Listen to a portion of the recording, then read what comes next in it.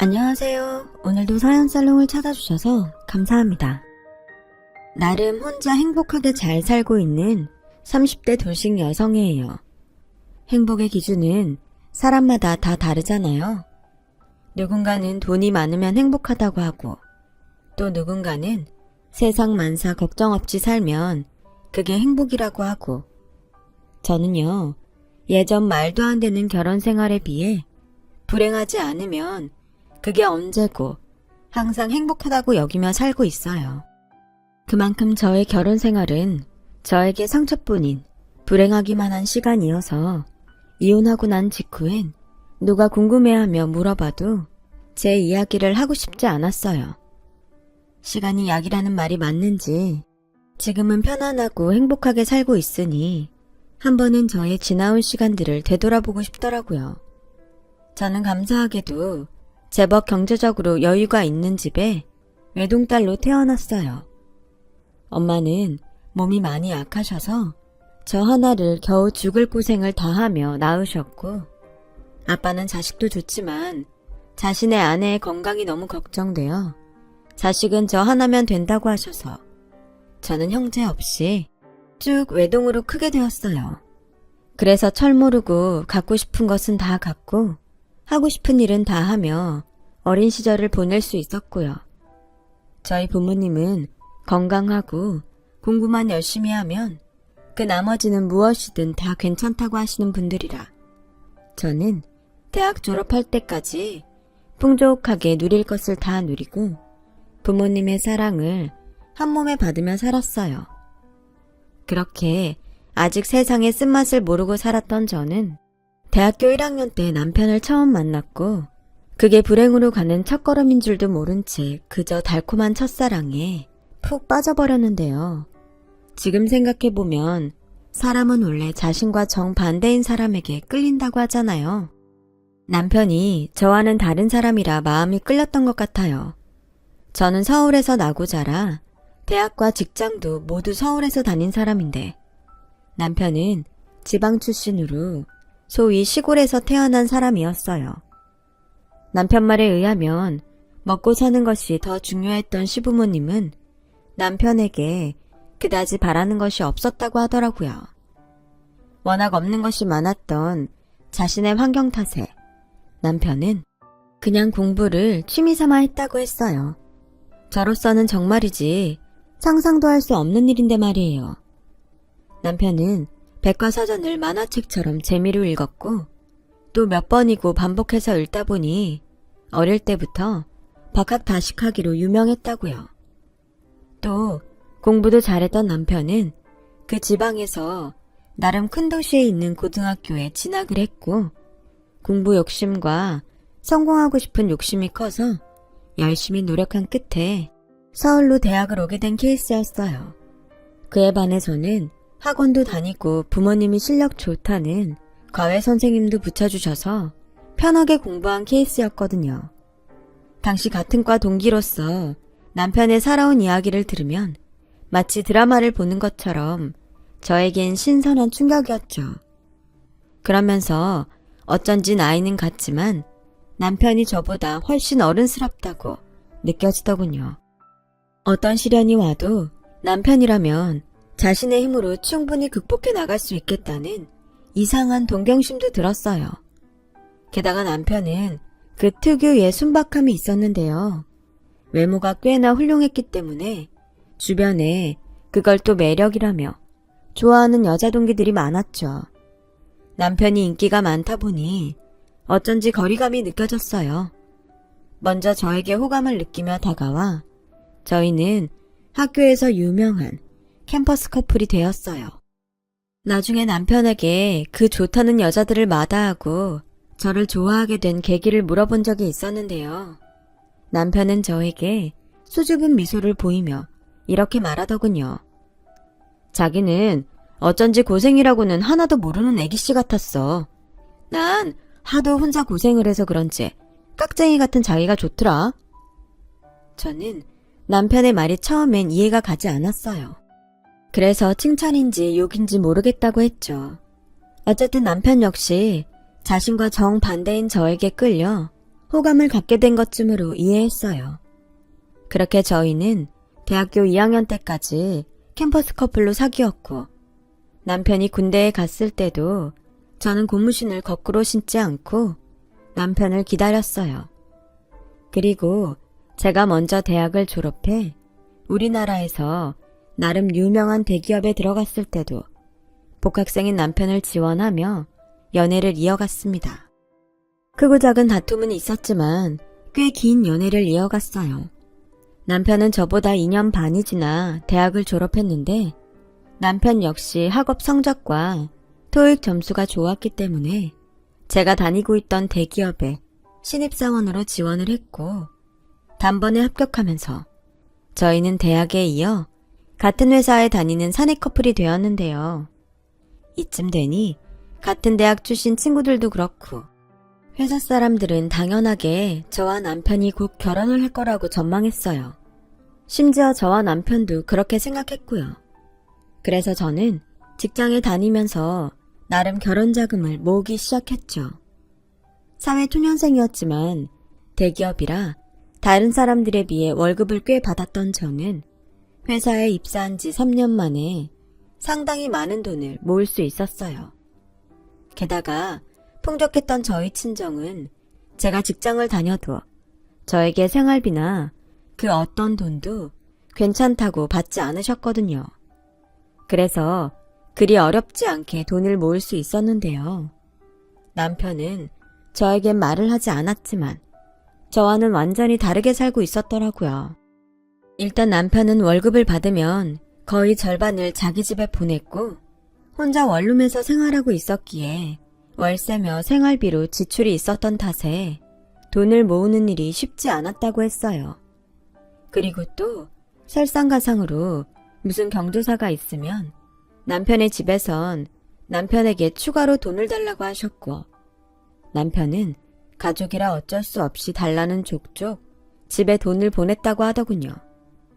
그래서 남편은 저와 결혼을 하고 싶은 마음은 있었지만 선뜻 프로포즈를 하지 못하겠다고 했어요.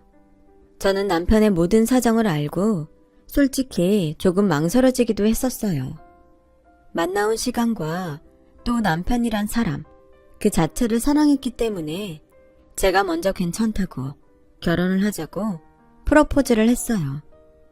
남편의 집에선 저희 친정이 경제적으로 여유가 있고 제가 남편과 같은 대학에 같은 직장에 다니고 있으니 반대할 이유가 없다며 그야말로 두 팔 벌려 저를 며느리로 대환영해 주셨는데 저희 친정 부모님은 선뜻 남편을 사위로 받아주기가 쉽지 않은지 망설이는 눈치였죠.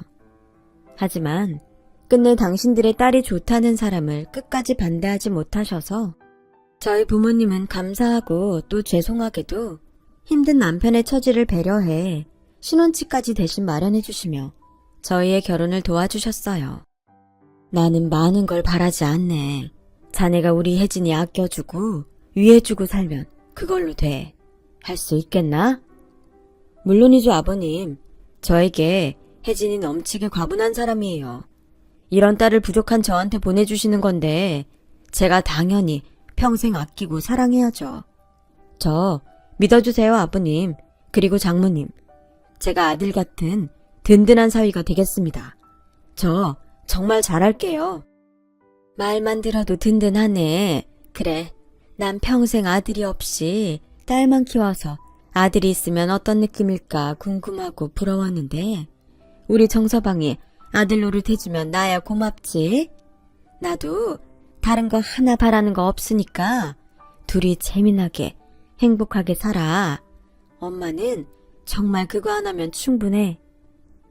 엄마, 걱정하지 마. 아빠, 이 사람 좋은 사람이에요. 믿어주면 믿은 만큼 남편 노릇, 사위 노릇 잘할 거야. 내가 남편감으로 고른 사람인걸. 엄마, 아빠 나 믿지? 나 잘 살게요. 저는 그렇게 아무 문제 없이 결혼을 했어요. 그리고 살면서 아무 문제도 없을 거라고 믿어 의심치 않았는데 결혼 전과 후는 어딘가 확연한 차이가 저를 기다리고 있더군요.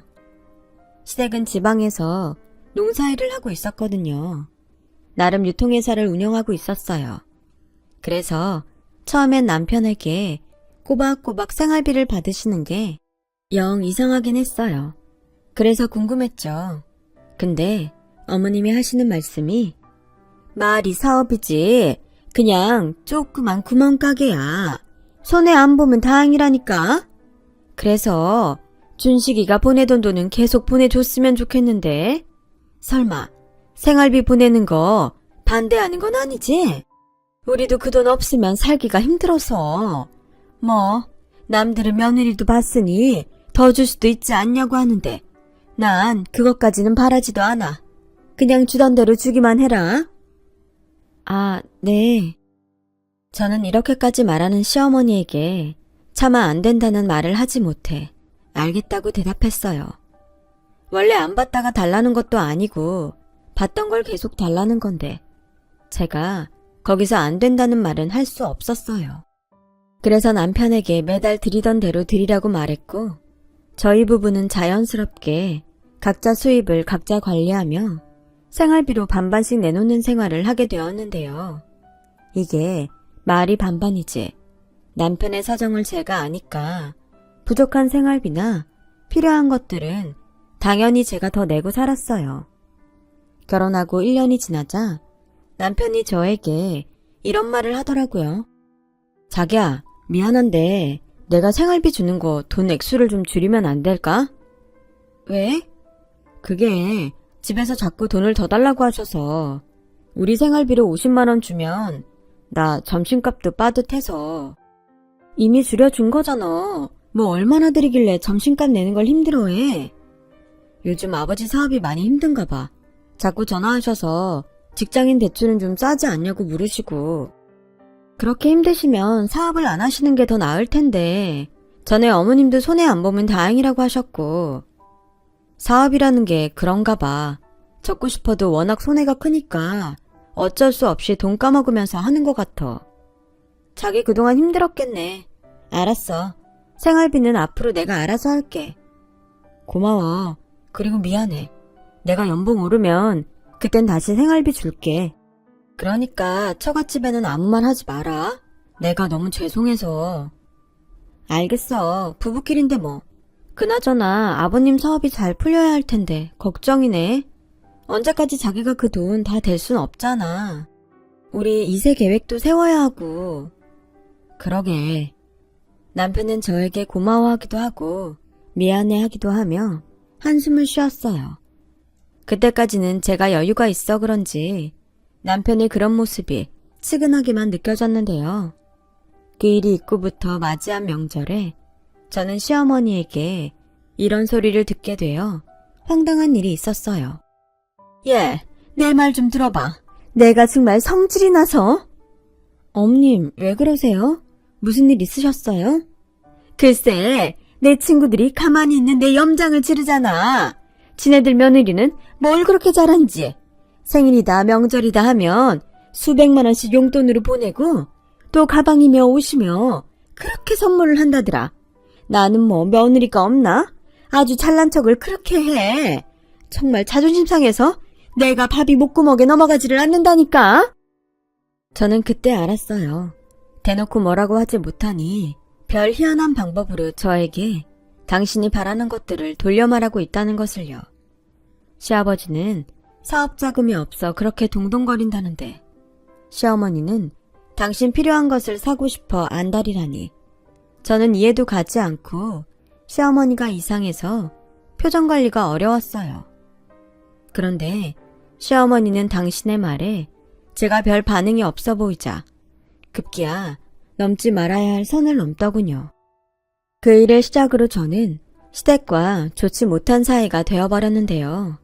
시어머니의 말을 그대로 옮기자면 이랬어요. 넌 친정이 그렇게 잘 살면 시집 오면서 우리 집 살림도 좀 바꿔주고 시아버지 사업하실 때 쓰라고 사업 자금도 좀 융통해줘야겠다는 생각은 못했던 거니? 내가 사람이 좋아서 그냥 말하지 않고 넘어가려고 했는데 내가 아무리 생각해도 우리를 너무 무시하는 것 같아. 내 더는 참을 수가 없다. 너 듣자 하니 우리 집에 돈 보내는 것도 내 아들 월급에서 보내는 거라며? 그럼 너는 월급 받아서 시댁에 10원 한 장 안 쓰고 있다는 건데 세상 천지 그런 며느리가 어딨니? 집이 잘 살고 대기업에 다니면 뭐해? 지 시댁을 아주 개똥 보듯이 하는데 나 정말 서운하다. 어머니, 그게 지금 다 무슨 소리예요? 세상에 어떤 며느리가 시집을 오면서 그렇게 해요. 준석 씨 결혼할 때 돈이 없어서 저희 친정에서 지금 사는 아파트 마련해 주시고 결혼 준비도 거의 제가 알아서 했는데 설마 그것까지 바라셨던 거예요? 그리고 준석 씨가 집에 돈 보내고 너무 힘들다고 해서 저희 생활비며 저희 쓰는 돈은 제가 다 대고 있는데 저까지 시댁에 돈을 보내야 했던 건가요? 왜요? 어머머, 얘 말하는 것 좀 봐. 그거야 네가 필요하니까 네가 쓴 돈이지. 막말로 네가 시집 오면서 우리한테 해준 게 뭐가 있니? 어머니는요? 저한테 뭐 해주신 거 있으세요? 해줬지. 내 잘난 아들 너한테 턱 하고 줬잖아. 그 이상 뭘 더 주니? 아, 이런 말도 안 되는 소리를 너무나도 당당하게 하시는 시어머니를 보고 저는 기가 차서 말이 나오지 않았어요. 그리고 그 소리를 언제부터 들었는지 갑자기 나타난 남편은 시어머니에게 엄마, 그만해요. 무슨 이상한 소리를 하시는 거야. 라며 저를 끌고 그 자리를 나왔는데 저는 충격이 가시지 않아 계속 어안이 벙벙해 있었어요.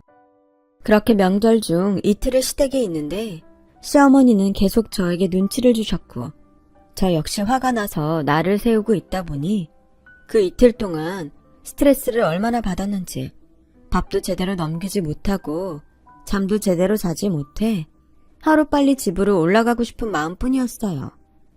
서울로 올라가는 날 시어머니는 명절이 다 끝나지도 않았는데 며느리가 벌써 올라가냐며 제 짐가방을 뺏으시더라고요. 어머니, 지금 뭐 하시는 거예요? 가방 주세요. 저도 명절에 저희 집에서 하루는 보내야죠.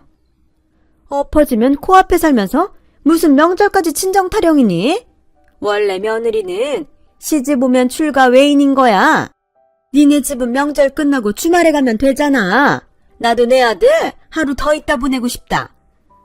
황당하고 어이가 없어 그럼 남편을 두고 저 혼자 가겠다고 했는데 시어머니는 며느리가 무슨 그런 말도 안 되는 소리를 하냐며 목소리를 높이셨고 그러는 통에 남편과 시아버지는 놀라셔서 저희가 있는 방으로 들어오셨어요. 여보, 무슨 일인데 그렇게 며느리한테 소리를 쳐? 아니, 명절 하루 더 남았는데 벌써 지집에 가겠다고 하잖아요. 엄마, 명절 3일 중에 이틀 동안 여기 있었잖아. 어머, 네 처가가 우리처럼 멀리 있니? 엎어지면 코앞에 있잖아. 그래도 장인 장모님 기다리시지. 이번엔 이렇게 하고 다음 명절엔 다 이따 갈게요. 저는 남편의 말에 내가 지금 잘못 들었나? 하는 생각을 했고 남편은 자신의 부모 앞에서 쩔쩔매며 제 눈치를 보는데 그때 남편에게 저는 처음으로 실망을 하게 되었어요. 그래서 겨우 올라가는 차 안에서 아까 왜 그렇게 말했는지 물어보게 되었는데 남편은 운전하면서 한숨을 쉬더니 이렇게 말을 하더군요. 그만하자. 우리 엄마가 원래 좀 감정적인 사람이야. 그리고 자식하고 떨어져 지내니까 하루라도 더 같이 있고 싶어 하는 거고. 그래서 뭐? 정말 다음부터는 명절 연휴 동안 시댁에 있자고? 그게 어려운 일인 거야. 처갓집이야 가까이 있으니 명절 전이나 후나 찾아뵈면 되잖아.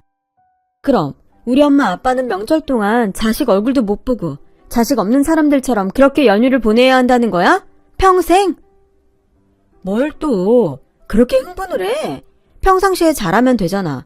그리고 솔직히 나 자기가 우리 엄마한테 하는 행동 보고 좀 실망했어. 우리 엄마가 좀 말을 감정적으로 해도 그렇지 며느리가 어떻게 그래? 그럼 뭐? 말도 안 되는 소리 하시는데 거기서 네 이러고 있어야 해? 뭐라고? 말도 안 되는 소리? 그래, 친정 잘 살면 시댁 살림도 좀 바꿔주고 시아버지 사업자금도 좀 대야 하는 거 아니냐고 하시는데 거기서 내가 죄송하다고 그래? 그야, 알잖아. 우리 집 어려운 거. 엄마가 좀 바랄 수도 있지. 그냥 말이라도 좋게 해주면 안 돼? 저는 남편의 말에 더는 아무 말도 할 수 없었어요. 제가 잘못한지도 모르겠는데 저를 타박하며 실망했다고 하니 속이 답답하면서 눈물만 나오더라고요. 이런 사람을 내가 아무런 조건도 보지 않고 오로지 사람 하나만 보고 선택했다는 것이 기가 찰 노릇이었어요. 그때부터였어요. 남편과 거리감이 생기고 소통이 되지 않는 결혼 생활을 하게 된 것이요. 남편은 연봉이 올라도 당연하게 생활비를 주지 않았죠. 저 혼자 생활비를 감당하며 이렇게 결혼 생활을 유지하는 것이 과연 옳을까 하는 생각을 많이 하게 되었어요. 너무 속상한 나머지 친정엄마가 마음 아플 거라는 것을 망각하고 하소연하는 날도 많았는데, 그러던 어느 날 엄마의 표정이 제가 하소연을 할 수 없을 정도로 어두워 있었던 적이 있었어요. 엄마, 어디 불편해? 안색이 너무 안 좋다. 아니야. 그래서 오늘도 정서방이랑 한마디도 안 했어? 그렇지 뭐. 자기는 자기대로 뭐가 불만이고 서운한지 삐쳐있는데 막말로 생활비 한 푼도 내놓지 못하면서 자기가 무슨 불만이 있고 서운해? 안 그래 엄마? 나 그냥 이렇게 살 바에는 그냥 이혼할까? 뭐? 이혼이란 말이 그렇게 쉽게 나오면 안 되지. 너 속상한 거 아는데 결혼은 책임감도 따르는 거야. 그러지 말고 정서방이랑 얘기를 좀 해봐. 네가 잘 살아야 아빠가 힘을 내지. 뭐? 그게 무슨 소리야? 아빠 왜? 요즘 힘들어? 그게... 친정엄마는 차마 입이 떨어지지 않는지 한참이나 망설였어요. 하지만 저는 엄마의 그런 모습에 불안했죠. 걱정도 돼서 무슨 일이냐고 계속 캐물었고, 엄마는 하는 수 없이 저에게 이야기를 꺼내 놓으시는데 저는 그만 울컥 눈물이 나오고 말았어요. 네 아빠가 췌장암이래. 상태가 많이 안 좋아. 얼마 전에 수술했어. 나한테는 아무 말 안 했잖아. 정말이야? 거짓말이지? 거짓말이라고 해 제발. 엄마도 거짓말이면 좋겠다. 근데 네 아빠가 너한테는 말하지 말자고 했어. 아픈 모습 너한테 보이고 싶지도 않고 네가 요즘 정서방이랑 사이도 좋지 않아 해서 아빠가 신경 쓰는 눈치야. 그러니까 이혼한다는 소리 하지 말고 네가 먼저 정서방 좀 잘 달래봐. 아빠가 너 잘 사는 모습을 봐야 힘을 내지. 수술은 언제 했는데? 의사가 뭐래? 발견을 너무 늦게 했고 전이도 이미 시작돼서 예후가 그렇게 좋지 않은가 봐. 어떡하니? 엄마는 네 아빠 없이는 못 사는데 정말 모든 게 거짓말이었으면 좋겠다. 엄마는 참았던 눈물을 그칠 수 없어서 한참을 우셨어요. 저도 갑작스러운 아빠의 소식에 마음이 무너져 한참을 울었고, 그렇게 엄마와 저는 한참을 울었는데 남편은 저희 아버지의 췌장암 소식에 그저 잠시 놀라는 얼굴일 뿐 별 말을 하지 않더군요. 그런데 며칠 후 남편에게 저희 친정아빠의 이야기를 들었는지 시어머니에게 전화가 걸려왔어요. 처음엔 위로의 말을 하려고 전화를 거신 줄 알았는데 계속 듣고 있자니 어딘가 이상한 기분이 들기 시작하더군요. 그래서 니네 아버지는 얼마나 사신대니? 주변에서 췌장암은 다들 얼마 못 살고 죽는다고 하던데 네 엄마 이제 남편도 없이 어떡하냐? 저는 제 마음이 그래서인지 모르지만 시어머니가 이 상황을 즐기는 것처럼 들렸어요. 기분이 나빠진 저는 일이 있다고 급히 전화를 끊었는데요. 그날 저녁 남편이 퇴근하고 들어와서 한다는 소리가 참 어이가 없더군요. 오늘 우리 엄마가 자기한테 전화했었지? 엄마는 걱정돼서 전화하신 건데 자기는 그런 우리 엄마 성의도 무시하고 정말 뭐냐? 뭐냐고? 걱정돼서 전화하신 분이 우리 아빠 얼마나 사시냐고 물어봐? 우리 엄마한테 남편 없어서 어떡하냐고 하시더라. 근데 거기다 내가 뭐라고 해? 자기는 왜 자기 엄마 편만 드니? 지금 내 심정이 어떨지 생각은 해봤어? 우리 아빠가 자기 결혼할 때 뭐라고 했는지 벌써 잊은 거야? 아이씨, 나도 그때 자존심 엄청 상했어. 빈털터리 같은 비참한 기분이었다고. 어차피 사람은 다 죽어. 아버님 연세가 그렇게 젊은 연세도 아니시잖아. 빈털터리 맞았잖아. 꼭 능력도 없는 것들이 지 자존심은 있어서. 그래, 우리 아빠 그런 말 좀 했다 치자. 넌 그때 네가 못나서 더 삐딱하게 들린 거야. 지금도 그렇지만. 자기 딸 잘 부탁하는 아빠 마음은 당연한 거 아니야? 어느 부모가 너 같은 상황을 보고 쌍수 들고 환영하냐? 우리 아빠가 누구처럼 너한테 돈을 바랬어? 나 잘 챙기라는 거였잖아. 남편은 그렇게 말하고 저희 아빠 병문안을 딱 한 번 갔는데요. 저는 그때부터 남편에 대해 어떤 기대도 하지 않게 되었죠.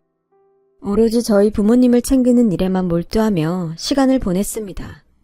세상은 야속하게도 그 어떤 희망도 주지 않고 어떤 기적도 일어나지 않은 채 저희 아빠를 하늘로 데려가 버렸어요. 저는 그때 하늘이 무너진다는 그 기분이 어떤 건지 뼈저리게 느꼈고, 엄마는 아빠의 죽음을 받아들일 수가 없어서 몇 번이고 혼절을 하시는데 그렇게 막막하고 무서울 수가 없었어요. 그리고 그때에도 남편은 제가 연락을 몇 번이고 했는데도 나타나지 않더군요. 남편이 모습을 나타낸 건 저희 아빠의 빈소가 모두 차려진 뒤였어요.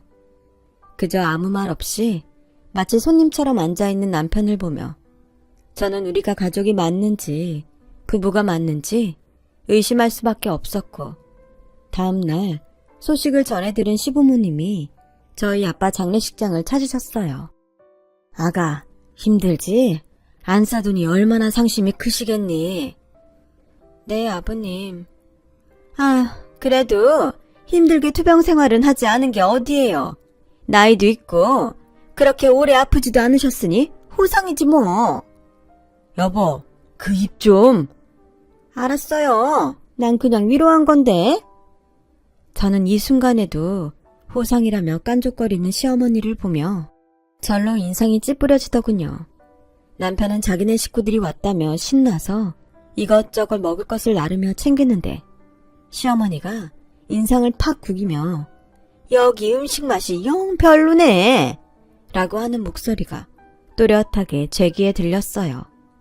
그 순간 아빠의 영정사진을 보고 어찌나 눈물이 왈칵 쏟아지는지 사람을 잘못 본 제가 그렇게 죄송할 수가 없었어요. 그리고 엄마는 빈소에 앉아 계실 수도 없이 힘들어 하셨어요. 이러다 엄마까지 잘못되는 것이 아닐까 어찌나 무섭던지요. 저는 아빠의 영정사진 앞에서 엄마를 지켜달라고 수없이 빌고 또 빌었네요. 남편은 제 마음이 어떤지 알지도 못한 채 상주럽시고 앉아있다가 자기 손님만 오면 냅다 자리를 떠나 술판을 벌이는데 그때 알겠더라고요. 저는 혼자라는 것을요. 남편은 더 이상 저에게 가족이 아니었어요. 그리고 장례가 모두 끝난 후 아빠의 유언장을 작성한 변호사가 저희 가족을 찾아왔어요. 유산 상속에 관한 이야기를 하는데 아빠의 재산이 생각했던 것보다 훨씬 많이 있더라고요. 저희 아빠는 당신도 유복한 집의 외동아들로 태어나 물려받은 재산이 많았고 작지만 꽤 알짜 회사를 운영하고 계셔서 재산이라면 남부럽지 않게 있었는데요. 그걸 실제로 하나하나 들어봤던 기억이 없었던 저는 변호사의 말에 조금 놀라기는 했어요. 그리고 남편 역시 많이 놀란 듯 얼굴이 참 가관이었어요. 아빠는 저에게 서울에 있는 건물과 아파트를 유산으로 남겨주고 엄마에게 남은 당신의 재산을 모두 남겨주셨는데요. 엄마는 아빠가 없는데 그런 돈이 무슨 소용이냐며 그 자리에서도 눈물을 보이셨어요. 그 일이 있고 보름 정도 시간이 흐르니 시어머니가 연락도 없이 집에 오신 거예요. 그날은 재산 상속 때문에 세무서에 다녀오느라 휴가를 냈었기에 집에서 혼자 시어머니와 마주하게 되었어요. 시어머니는 평소 그런 적이 없는데 음식을 바리바리 싸들고 오셔서 남편도 아직 들어오지 않았는데 제 앞에 상을 거하게 차려주시더군요. 원래 저를 끔찍하게 챙기기라도 한 듯 이렇게 말씀하셨는데요. 너가 요즘 도통 뭘 먹지 못할 것 같아서 내가 신경 좀 썼다. 이런 말이 좀 그렇게 들릴지 모르지만 죽은 사람은 죽은 사람이고 산 사람은 살아야지. 네 엄마도 이제 혼자신데 네가 잘 챙겨야 하지 않겠어? 그러려면 네가 몸을 잘 챙겨야 한다. 어서 한술 떠봐. 괜찮아요. 이렇게까지 안 해주셔도 되는데. 무슨 소리에? 우리가 남이니? 우린 가족이잖아. 내가 너를 안 챙기면 누가 너를 챙기니? 어서 한 숟가락이라도 떠봐라. 시어머니는 저를 참 다정하게 챙겨주셨어요. 그래서 다른 때는 몰라도 제가 힘들 것을 생각해 저를 챙겨주시려고 일부러 이러시는가 보다 라고 생각했고, 그동안 서운하고 화났던 마음이 조금 풀어지면서 저도 처음으로 감사하다는 마음이 절로 들었는데, 시어머니는 감사한 마음으로 밥을 먹는 저의 눈치를 요리조리 살피더니 곧이어 당신의 본심을 꺼내놓으셨어요. 네가 이렇게 잘 먹는 모습을 보니 이제 내가 좀 안심이 된다. 아빠 돌아가신 건 참 슬픈 일이지만 준식이한테 들으니까 네 아빠가 그래도 너한테 꽤 많이 남겨주셨다며. 참 고마우셔라. 그게 무슨, 준석 씨가 뭐라고 하던가요? 너한테 건물이며 아파트 남겨주셨다고 하던데? 아니야. 네 엄마한테는 그것보다 훨씬 더 많이 남겨주셨다며. 지도 지 장인이 부자인 건 알았지만 그렇게 많을 줄 몰랐다며 엄청 놀랐다고 하더라. 그 사람이 그런 소리까지 하던가요? 저는 숟가락을 내려놓고 물을 마시며 시어머니에게 말했어요. 그러자 시어머니는 왜 더 먹지 않냐고 설레발을 치더군요. 저는 더 이상 밥이 넘어가지 않을 것 같아 괜찮다고 말을 했는데, 시어머니는 자신이 목표한 바를 모두 이야기해야 했기에 제가 그러든지 말든지 상관없이 당신 이야기를 계속하시는데, 저는 하마터면 그 상을 와장창 엎어버릴 뻔했네요. 있잖아, 오해 없이 들어라. 너도 대충은 알겠지만 네 시아버지 사업이 영 시원치가 않아. 밑 빠진 독에 물 붓는 시기라니까. 근데 아예 사업을 좀 크게 키우면 돈이 돈을 번다고 우리 사업이 잘 될 거라고 그러는데, 그놈의 돈이 뭔지 자금 융통에 문제가 있어. 그래서 하는 소린데, 네가 상속받은 그 유산 우리 주면 안 되겠니? 그냥 달라는 소리 아니다. 생각해봐라. 우리 사업이 잘 돼서 우리가 부자가 되면 그 돈이 나중엔 다시 니네한테 가잖아. 투자한다 생각하고 그 돈 우리한테 다오. 네? 제가 왜 그렇게 해야 하죠? 저는 싫은데요.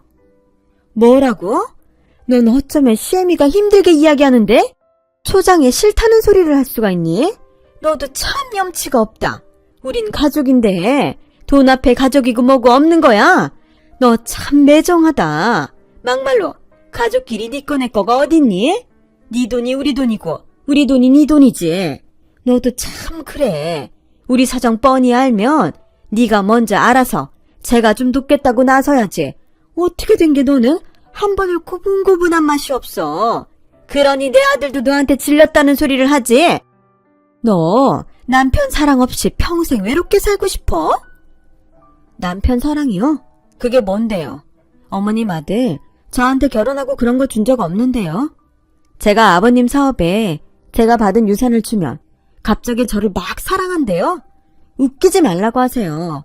저 어머님 아들이랑 이혼할 거예요. 사람이 힘들 때 그 사람의 진가가 나온다고 하는데, 장인 장례식 때 댁의 아들은 참 개차반이던데요. 그런 아들 저한테 떠넘기고 피 같은 우리 아빠 재산을 달라고요? 당신들 강도예요? 어머머, 얘 지금 뭐라는 거야? 너 돈 앞에서 시애미한테 이런 험한 소리를 막 해도 되는 거야? 강도라니. 지나가는 사람을 붙잡고 이야기해보죠. 이게 강도질이지 정상이에요? 그리고 그렇게 밑빠진 독에 물 붓는 사업은 애당초 안 되는 거예요. 부자? 꿈 깨세요. 저는 참았던 화를 꾹꾹 참았지만 결국 끝까지는 참을 수 없어서 시어머니의 말에 한껏 성질을 부렸고, 때마침 자기 엄마가 집에 있다는 소식을 듣고 일찍 퇴근한 남편이 집에 들어오자 저는 보란듯이 시어머니가 차린 상을 싸그리 엎었어요. 그러자 시어머니는 제가 이렇게까지 할 줄 몰랐었는지 놀라서 벌어진 입을 다물지도 못했고 급기야 거짓 눈물까지 보이시는데 저는 또 이 모습을 본 남편이 뭐라고 짓거릴까 인상을 팍 구기자 남편은 제가 예상했던 것과는 전혀 다른 반응으로 자기 엄마한테 화를 내더군요. 엄마, 여기서 뭐해? 이 사람 얼마나 힘든지 알아? 엄마 또 나 몰래 와서 돈 얘기했지? 내가 진짜 창피해서. 뭐? 나 엄마가 계속 이 사람 괴롭히면 아주 영 끊고 살 거야. 당장 가요. 너? 정말 너까지 이럴 거야? 오죽 힘들면 내가 여기까지 와서 동구거리를 했겠니? 엄마 속도 모르고? 시어머니는 남편의 말에 진짜 우셨고 남편은 전혀 상관없다는 듯 시어머니를 집 밖으로 끌고 나가는데 평소 저에게 보여주는 남편의 모습이 아닌지라 저는 혼란스럽기만 했어요. 사실 시어머니가 저런 소리를 하셔서 내심 이번엔 진짜 이혼을 해야겠다고 생각하고 있었는데 오히려 제 예상과 다르게 굴러가게 된 거죠. 하지만 일주일도 가지 않아 저는 회사에서 남편이 어딘가 전화하는 소리를 우연히 들었고 지난번 그 일이 순 쇼였다는 걸 알게 되었어요. 엄마, 그러니까 나한테 맡기라고. 괜히 그 사람 자극해서 이혼하겠다고 하면 그 돈 날아가는 거야. 옆에서 잘해주고 구슬려서 하나하나 야금야금 챙기면 되니까 섣부르게 행동하지 마요. 아빠한테는 걱정하지 말라고 하고 급하면 대출이라도 받아. 그 사람 유산으로 한꺼번에 갚아버리면 되니까. 저는 그제야 남편이 갑자기 태도를 바꾼 이유를 알았어요. 이 말도 안 되는 수작에 놀아나는 것이 싫어서 그 길로 변호사를 찾아가 이혼 소송을 준비했죠. 어차피 저렇게까지 쇼를 하는 사람이 순순하게 이혼을 해줄 일은 없을 거고 소송이 빠르겠다고 생각했죠. 저희 엄마는 나중에 그 모든 사실을 알고 또 마음이 아픈지 아무 말도 하지 않으셨는데 그런 엄마를 보니 어서 빨리 이혼을 하고 엄마를 모시고 사는 것이 좋겠다는 생각이 들었어요. 남편은 제가 이혼 소송을 시작한 것을 알고 길길이 뛰며 저한테 화도 내고 또 무릎까지 꿇으면서 싹싹 빌기도 했는데 저렇게 자기 식구밖에 모르는 인간과 더는 결혼 생활을 할 수 없기에 저는 이혼 소송을 밀어붙였고 재판은 시작되었어요. 그리고 남편은 뒤늦게 변호사를 수임해 재판을 진행했지만 워낙 남편의 유책 사실이 명백하고 또 제가 마지막 남편이 시어머니에게 통화한 것을 녹음해서 증거로 갖고 있었기에 재판은 저의 승리로 끝나게 되었네요. 그로 인해 남편은 살던 아파트도 저희 아빠가 사주셨던 것이라 정말 그야말로 맨몸으로 쫓겨나다시피 내쫓기게 되었죠. 회사에서도 워낙 저희 이혼이 이슈였던지라 그 소문이 다 퍼져서 그 자존심 강한 남편은 버티지 못하고 회사를 그만뒀어요.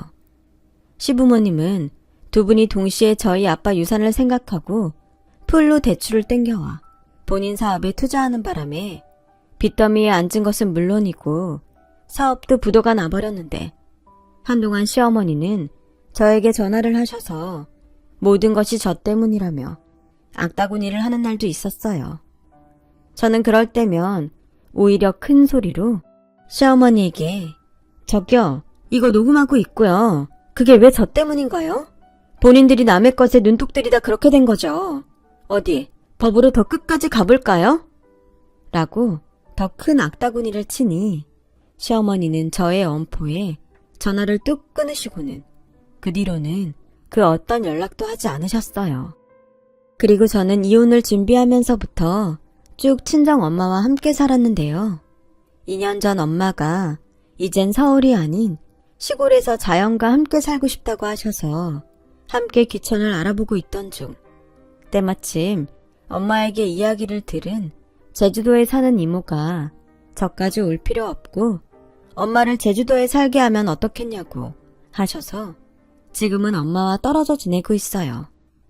다행히 엄마는 제주 생활이 잘 맞는지 예전에 밝았던 모습으로 돌아오셨죠. 많이 웃고 작은 것에도 행복을 느끼며 살고 계세요. 그리고 저와 통화를 하실 때면 꼭 이 말을 하시는데, 혜진아, 인생이 참 짧다. 괜한 일에 열내지 말고 하고 싶은 일에 망설이지 마. 우리 딸 하루하루가 행복하고 보람 있으면 엄마는 참 좋겠다. 이렇듯 자연과 더불어 살다 보니 어느새 저희 엄마는 소박한 철학자가 다 되셨더군요. 그 덕에 엄마의 영향으로 저도 크고 작은 행복을 제 인생에서 발견하며 살아가고 있어요. 행복이라는 것이 그런 거잖아요. 그 기준을 낮추면 더 자주, 더 많이 찾아오는 거요. 그래서 저는 오늘 하루도 행복하다고 말할 수 있는 것 같아요. 여러분도 행복하시죠? 오늘 하루도 그 행복들 속에서 편안한 시간 보내시길 진심으로 바랄게요. 지금까지 저의 이야기 들어주셔서 고맙습니다. 여러분, 사연 댓글에 응원과 현명한 조언 부탁드려요. 좋아요와 구독은 저에게 큰 힘이 됩니다. 오늘도 좋은 일 가득하세요.